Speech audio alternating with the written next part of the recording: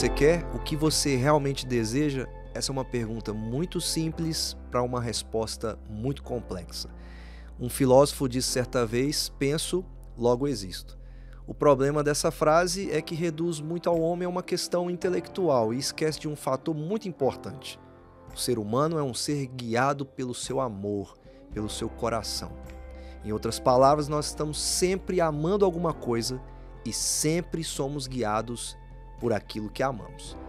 Fique com a gente nesse programa, porque nós vamos falar que você é aquilo que ama.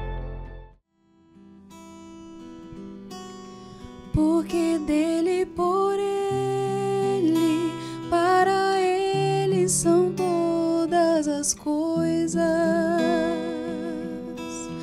Porque dele, por ele, para ele são todas as coisas.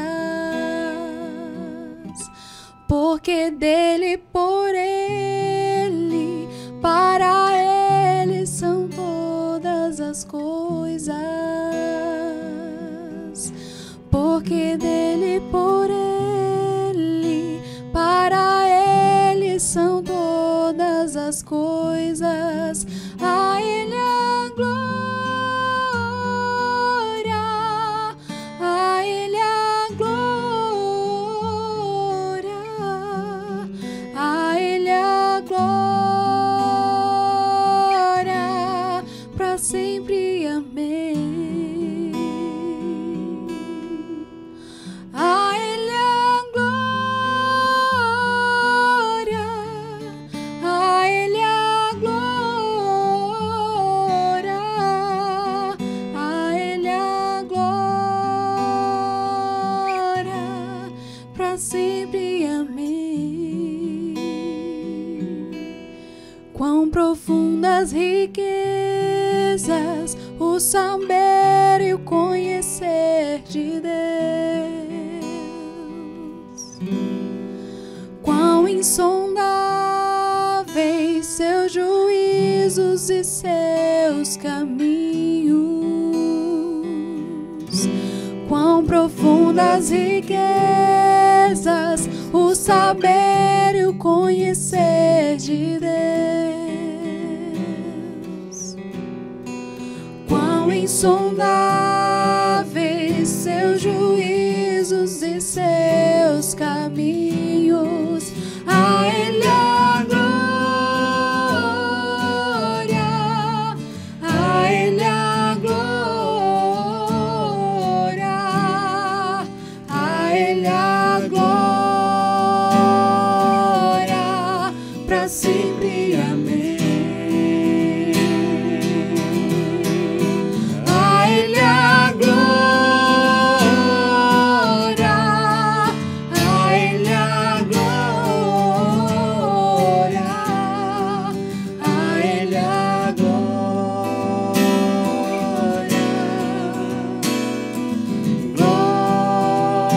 glória, glória, pra sempre. Amém.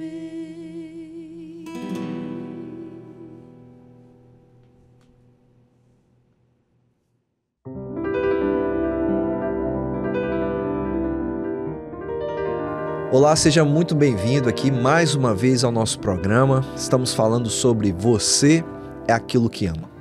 Uma série de programas aqui da Primeira Igreja Presbiteriana de Governador Valadares, onde eu tenho a oportunidade de conversar com alguns irmãos, colegas de ministério, seja da Primeira Igreja ou não. E hoje eu continuo conversando aqui com o nosso evangelista, que trabalha na Igreja do Jardim do Trevo, aqui em Governador Valadares, que é o Charleston. E nós conversamos um pouco aqui no último programa sobre discipulado, e uma das últimas coisas que nós falamos foi essa mudança de identidade, falando que Jesus é o verdadeiro humano, né? E por isso ele muda a nossa humanidade, ele muda quem nós somos. Bom, Charles, a gente tem uma jornada agora pela frente para a gente falar sobre essa identidade ligando-a ao discipulado. E eu queria, só para a gente poder começar a nossa conversa, eu vou ler o texto de Efésios 4, aonde o apóstolo Paulo usa aqui uma expressão muito conhecida por todos nós, né? A partir do versículo 22 de Efésios 4, ele fala assim: no sentido de que, quanto ao trato passado, vos despojais do velho homem. Essa é uma expressão bem comum no nosso meio. Que se corrompe segundo as concupiscências do engano, e vos renovais no espírito do vosso entendimento. E vos revistais do novo homem, criado segundo Deus, em justiça e retidão, procedentes da verdade. Para quem não conhece, está assistindo a gente e está pensando assim, que velho homem é esse? Que novo homem é esse? De maneira assim bem prática, qual a diferença entre os dois? Bom, o velho homem, João, diz respeito às nossas antigas práticas antes do conhecimento de Deus. Ou seja, quando a nossa mente ela ainda estava em uma completa escuridão. Paulo vai usar essa metáfora. Parece que o entendimento dos incrédulos, até então, ele permanece obscurecido, né? Mas, de repente, a luz do Evangelho, ela brilha, as coisas se tornam claras e nós passamos a viver numa nova perspectiva de vida, uma nova cosmovisão, uma visão diferente do mundo, das coisas, a respeito daqueles que estão à nossa volta. Tudo isso é transformado no nosso novo coração, né? Seria o novo nascimento, o ser que nasce agora dentro de uma nova perspectiva, voltado para Deus, com o seu coração novamente restaurado pelo Senhor. Praticamente como se fosse uma nova pessoa. Exato, um novo ser, né? Na perspectiva de Agostinho, ele inclusive cita, né, isso, ele mostra a sua vida lá em Confissões, em que ele vivia uma vida completamente fora dos caminhos do Senhor, uma vida inclusive devassa. Sim, sim. E tem até uma história muito interessante que diz que em certa feita, uma das moças que Agostinho costumava se relacionar, ela encontrou ele na rua. E ao encontrar Agostinho, ela olhou para ele e falou: Ei, Agostinho! Ei, Agostinho! E ele não deu muita ideia para ela assim, né? E ela falou: opa, sou eu, Agostinho, será que você não está me conhecendo? E aí ele vira para ela e fala assim: não, eu te conheço e eu sei bem que você é, mas eu não sou mais o mesmo Agostinho.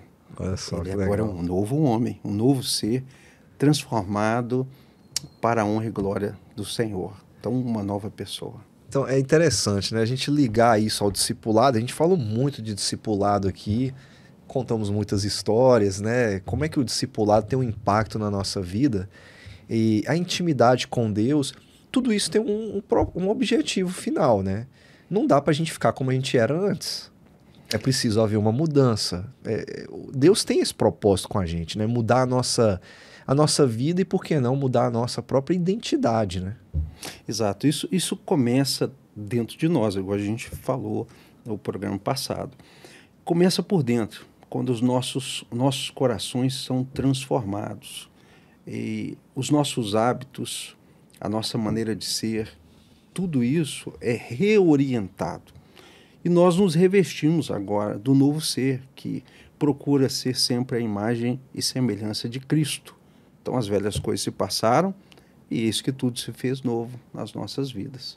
Sim, antes da gente começar aqui, a gente estava rindo um pouquinho, lembrando de algumas frases que cristãos gostavam de usar. Eu me lembro lá nos anos 90, falava-se muito isso, né? O pessoal gostava de pregar, falava do crente Raimundo, Sim. Um pé na igreja, outro no mundo. O crente agente secreto, né? Que só age ali. Ninguém pode saber que ele é crente. Ele é crente, mas ele se esconde ali e dá essas esquivadas. E eu lembro de uma que eu ouvia muito dizer, que era o tal do crente Gabriela, né? Aquele que nasce assim, vive assim, morre assim. Vai morrer assim. E as pessoas têm uma ideia, o pastor Jack Stone até, na mensagem que ele fala disso aqui, ele lembra daquelas questões do temperamento. Ah, não, eu sou sanguíneo. Ah, eu sou isso. Exato. E eu sou assim mesmo, e você vai ter que lidar com esse meu temperamento.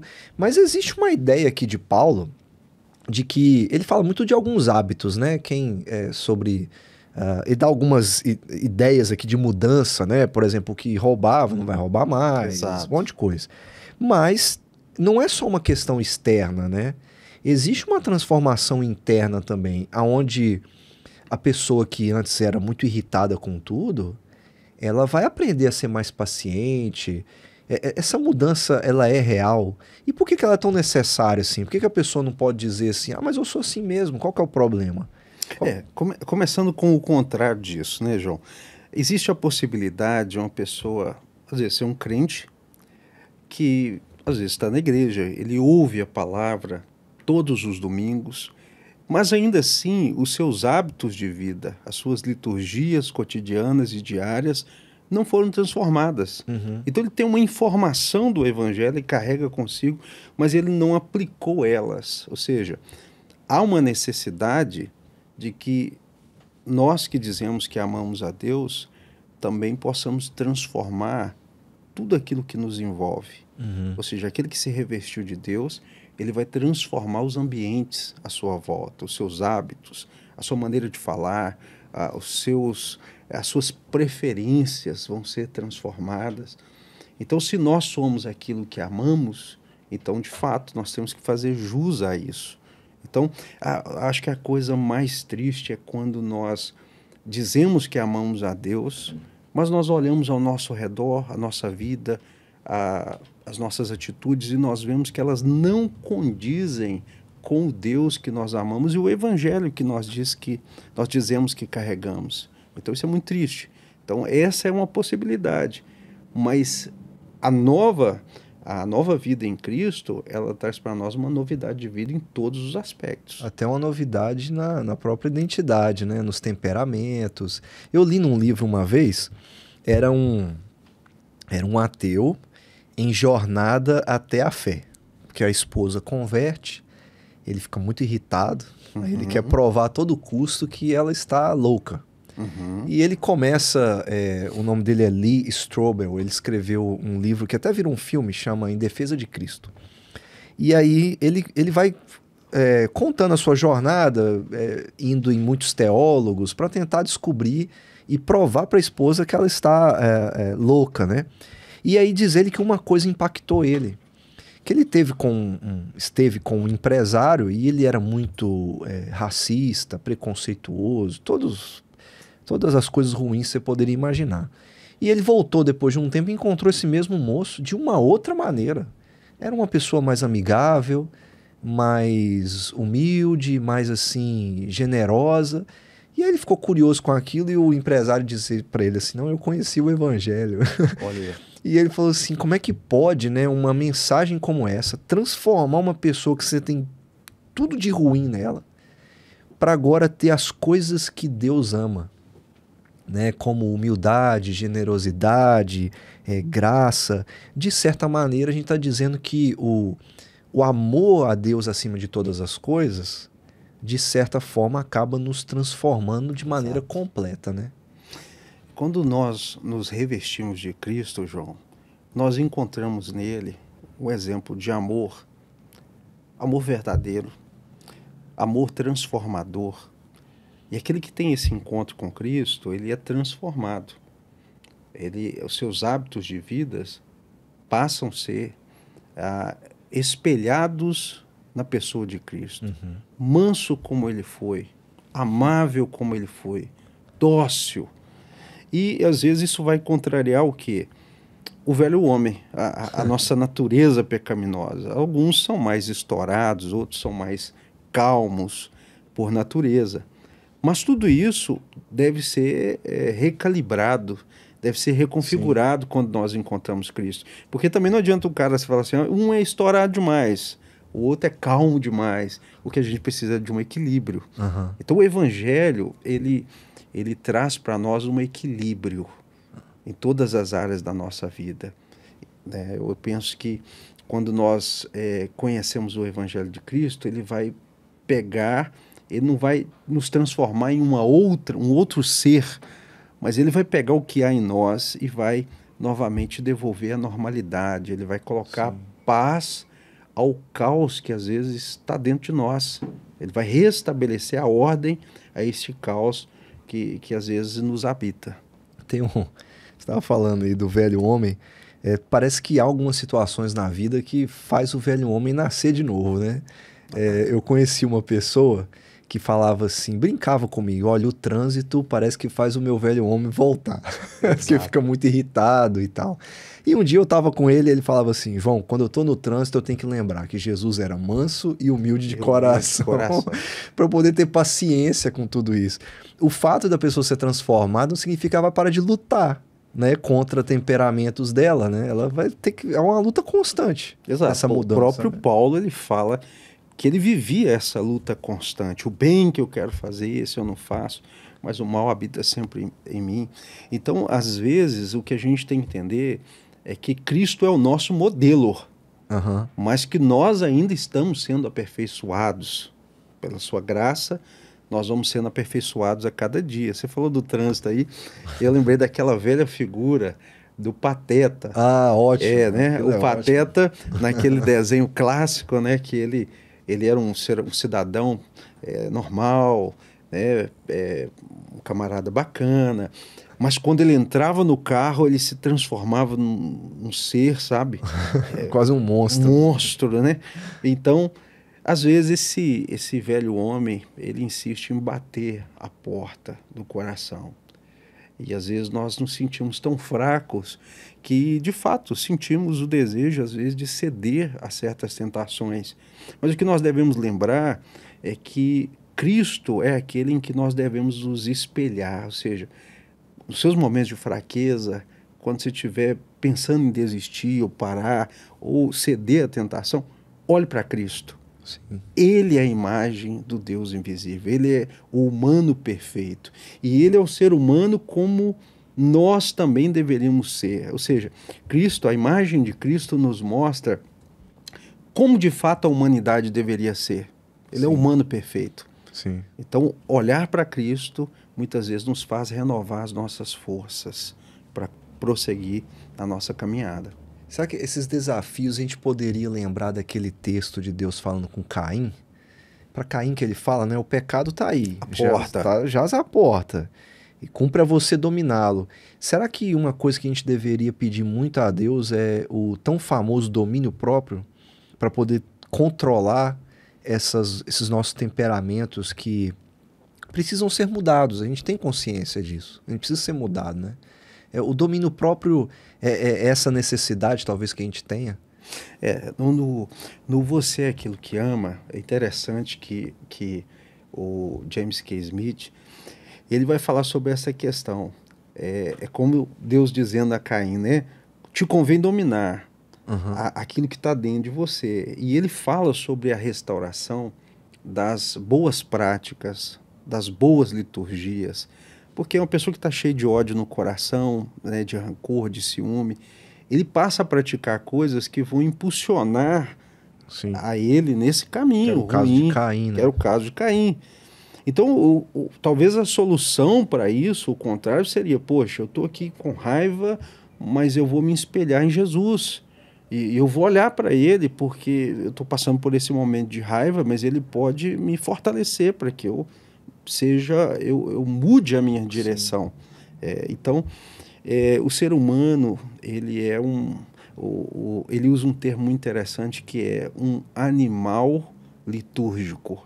Assim como nós somos um animal tem um animal irracional e o animal racional, ele fala um animal litúrgico, ou seja, as boas práticas, restaurar aquilo que são, muitas vezes nas nossas vidas, aquelas atividades que às vezes a gente ignora, a oração, a leitura da palavra, as disciplinas espirituais, elas têm um alto poder de nos ajudar a superar as nossas fraquezas. E eu vejo muito, você estava falando do equilíbrio, né? Muitas pessoas, hoje a gente encontra isso na internet, assim, o tempo inteiro, né? Pessoas atrás desse equilíbrio, né? Nessa coisa de eu preciso balancear o meu corpo, a minha mente, e acabam abraçando qualquer coisa, né? Que tenha espiritualidade, sendo que a resposta final está muito clara, né? Você precisa se espelhar no modelo máximo de humanidade, que é o Senhor Jesus Cristo. Você tem que ser como Ele. E não tem como ser como Ele sem ser mudado por Ele, né? E o discipulado tem um papel importante nisso. E e tenham esse papel importante na nossa própria identidade. Tem uma coisa, por exemplo, que eu estava lembrando hoje em casa, uma conversa que eu tive com a minha filha. E uma coisa que eu sempre precisei lutar foi contra a minha timidez. Olha, Tem gente que é muito corajoso demais, né? Tem gente que é tímido demais. E eu sei que a timidez é um problema, né? Timidez é um problema gravíssimo. E eu lembro quando eu fui pro seminário, eu pensei assim, rapaz, como é que eu vou conseguir ser pastor sendo tímido do jeito que eu sou? E a primeira vez que eu falei dentro de sala, eu tremia demais, muito nervoso. E aí esses dias a minha filha tava falando pra mim assim, ô papai, eu tenho vergonha de cantar na frente de todo mundo. Eu falei assim, eu também tenho. Aí ela falou assim, mas você não tem vergonha de pregar.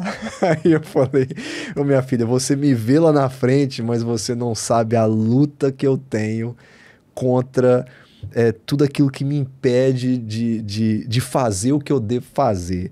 Tem alguma coisa que você precisou lutar ao longo dessa sua caminhada cristã? Não só de temperamento, né, mas também, sei lá, como uma timidez, por exemplo. Tem alguma coisa que você precisou lutar contra e talvez precise lutar até hoje? não, é uma luta constante, né, João? Na verdade, todos nós temos as nossas debilidades e fraquezas. Eu mesmo, eu venho de um contexto, né, de uma família que foi fragmentada. Meu pai se separou da minha mãe. Então, foram muitas lutas que eu tive que superar, né? O medo da vida, do que será o amanhã, tudo isso fez parte de uma forma muito intrínseca na minha vida. Então, às vezes eu tinha medo de tudo, medo sabe, medo de coisas assim que são normais às pessoas comuns. Aquilo era assim algo que me deixava estarrecido. Então, em Cristo nós encontramos a capacitação que nós precisamos para superar esses limites, mesmo que seja uma timidez, um temperamento talvez agressivo, ou uma pessoa que está talvez nos ouvindo hoje e que está vivendo esse momento da sua vida, né? Ou, poxa, eu estou cheio de coisas que me cercam e que eu não consigo superá-las. Então, em Cristo, nós somos capacitados a vencê-las. Talvez alguém possa dizer assim, eu já tentei várias vezes. Eu já lutei contra o meu temperamento, eu já lutei contra o meu medo, contra a minha agressividade, contra a minha timidez e não consegui vencer. Mas a ideia não é que você as vençam por si, é que nós conseguimos vencê-las em Deus. Sim. Ele nos capacita a isso. Então é uma luta constante. Eu mesmo, nessas minhas crises, nesses medos que eu tive, muitas vezes eu pensei em desistir, parar. E é só quando eu olho para Cristo que eu consigo encontrar força para ir adiante. Eu estava conversando aqui com o pastor Felipe e a gente estava falando justamente sobre imperfeições e o quão é importante as pessoas saberem também das nossas próprias lutas, né? De que nós temos também muitas dificuldades, né? Dentro de casa, no ministério. E você até falou de pessoas que estão nos ouvindo. Nós temos aqui alguns minutinhos, pelo menos 1 minuto e meio, para a gente poder encerrar. Para quem está nos ouvindo agora, já que é a sua primeira vez aqui, já é sua segunda vez aqui com a gente, uma palavra para essa pessoa que talvez está acomodada no pecado, que pensando assim, não, eu sou assim mesmo, eu vou me contentar do jeito que eu sou. Uma mensagem desafiadora para essa pessoa, para dizer para ela assim, não se contente, né, com o que você é, olhe para o Senhor Jesus. Eu acho que a mensagem ideal, ela começa mostrando a nossa incapacidade de fazer escolhas corretas sem Deus. Todas as vezes que nós tentamos fazer escolhas e escolher aquilo que nós achamos que vamos nos fazer felizes, né, por nós mesmos, nós nos decepcionamos. E o que é pior, João, nós corremos o risco muitas vezes de destruir aquilo que nós amamos por causa das nossas expectativas erradas. Então, o que eu diria para essas pessoas talvez se resume na frase do próprio Agostinho, quando ele diz assim, fizeste-nos para ti, e o nosso coração só achará repouso, descanso em ti. Então, quando ele diz essa frase, ou mais ou menos essa frase, ele quer dizer isso, que nós podemos até procurar a felicidade em outras coisas, nós podemos colocar o nosso amor em outras coisas que nós achamos que vão nos fazer felizes, mas a verdadeira felicidade ela está em Cristo. Cristo é a verdadeira felicidade. Então, o meu conselho é: tire os seus olhos das plataformas humanas, coloque o seu amor direcionado a Cristo. Ame a Cristo de todo o coração. As demais coisas passarão, mas Cristo ele permanece para sempre. Então, põe o seu amor no lugar certo, o amor em Jesus. E aí esse desespero todo só termina quando encontramos o Senhor Jesus Cristo, né? Exato. Ou quando somos achados por Ele, né? De fato. Amém. Muito obrigado. Deus te abençoe lá você no seu trabalho. E nós vamos ter mais oportunidade para conversar sobre outros assuntos mais para frente. E é sempre bom receber alguém aqui para a gente poder trocar uma ideia assim tão boa. Então que Deus te abençoe e volte mais, se Deus quiser. Obrigado, João. Prazer estar aqui com você. E você que ficou com a gente até aqui, meu muito obrigado. Nós temos mais coisas para conversar. E eu espero encontrar você no nosso próximo programa. Que Deus te abençoe e um grande abraço.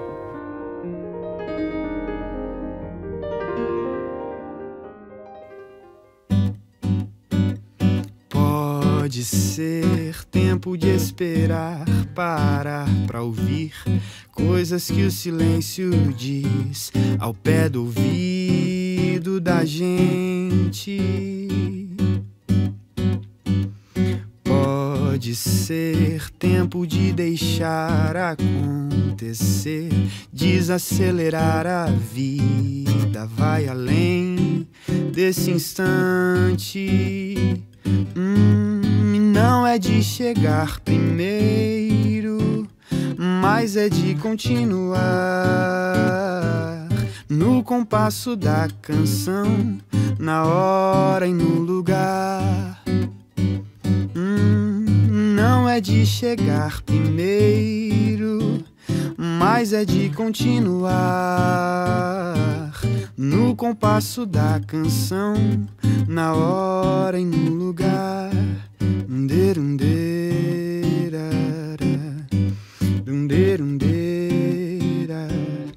Pode ser tempo de esperar, parar pra ouvir coisas que o silêncio diz ao pé do ouvido da gente. Pode ser tempo de deixar acontecer, desacelerar a vida, vai além desse instante. E não é de chegar primeiro, mas é de continuar no compasso da canção, na hora e no lugar. Não é de chegar primeiro, mas é de continuar no compasso da canção, na hora e no lugar.